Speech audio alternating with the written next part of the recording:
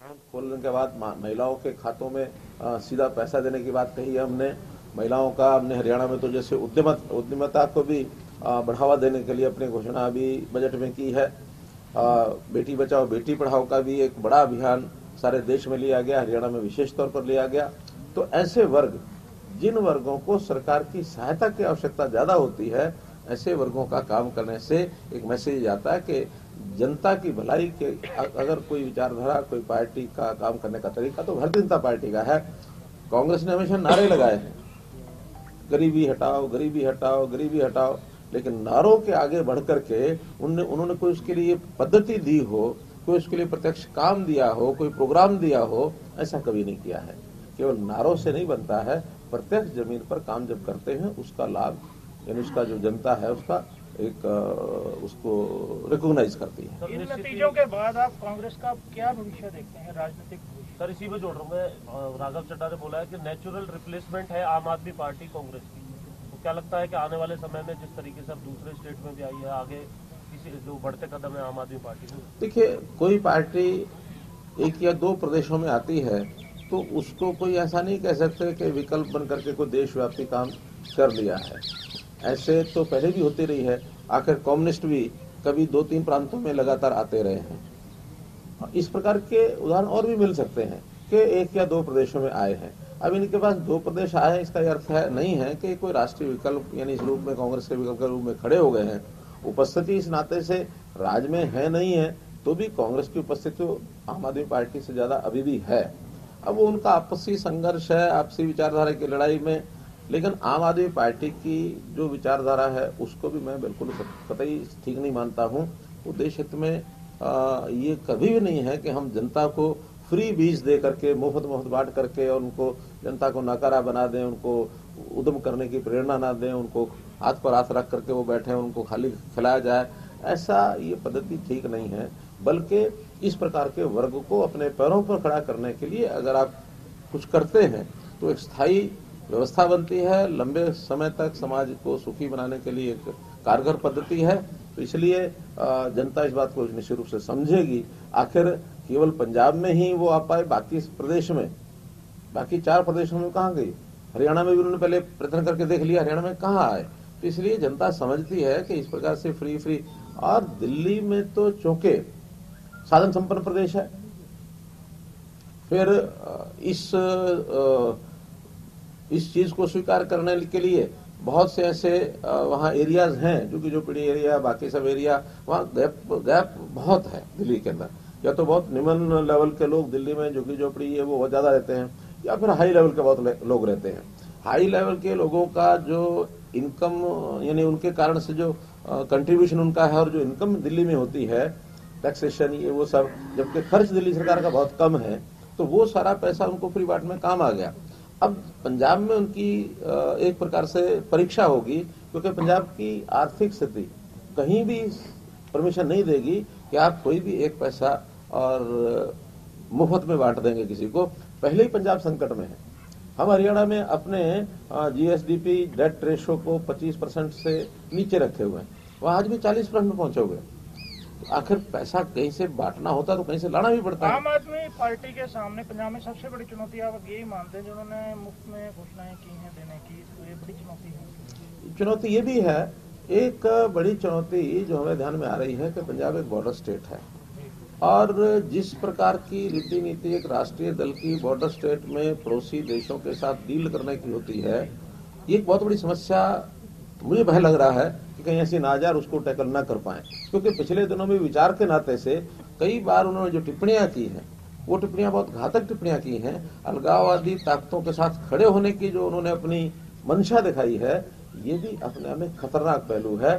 पंजाब को सुरक्षित रखने में जो प्रयत्न एक राष्ट्रीय दल कर सकता है, वो कितना करेंगे भविष्य की बात है। हरियाणा को ज्यादा सजग होने की जरूरत है। साहब, दिल्ली लगातार पानी मांगता रहता है, SYL का एक मुद्दा है। अब पंजाब में सरकार है, केजरीवाल जी कहते हैं कि पानी की आपूर्ति होनी चाहिए, इसको लेकर अभी ये विषय भविष्य में आएगा, किस रूप में आएगा, क्योंकि पानी लेने में हरियाणा पंजाब की लड़ाई है और पानी देने में दिल्ली हरियाणा की लड़ाई है।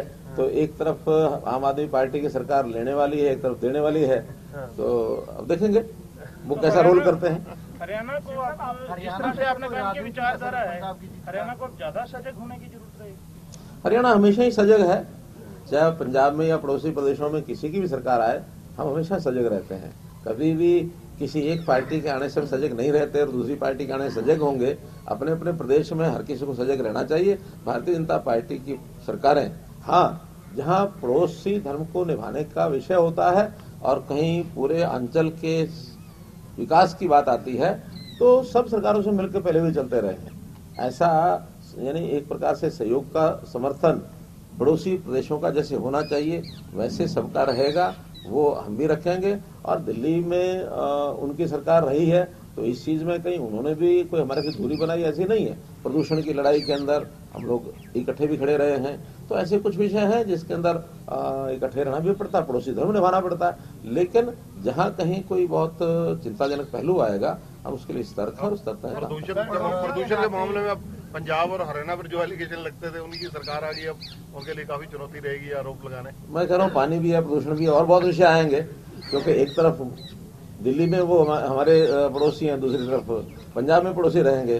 तो जो बहुत आसानी से एक दूसरे प्रदेश के ऊपर बातें फेंकने की आई थी, जरा सोच समझ के फेंकेंगे। बीपीएमपी के मामले में आपका दुआ माना गया और एक पंजाब के सदस्य जिसकी 27 मार्च को जिसको उठाया जाना था उसको 6 महीने की एक्सटेंशन दी गई है, इस विषय में क्या कहेंगे आप?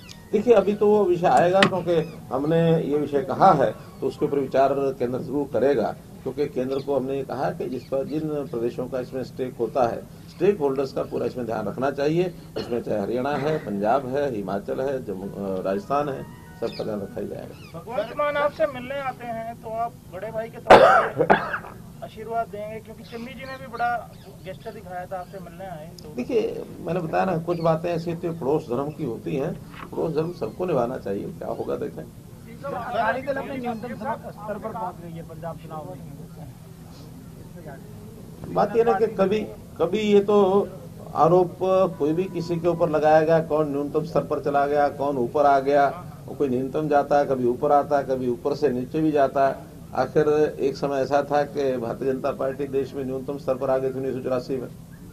आज एक समय ऐसा है कि भारतीय जनता पार्टी सर्वोच्च स्तर पर है देश में। तो ये राजनीति, लोकतंत्र देश में राजनीति जो होती है जनता जनार्दन होती है, जनता के हाथ में होती है। जैसा डिलीवर करेगी पार्टी वैसा जनता उसमें प्रसाद देगी। सर, एक सवाल और है मेरा।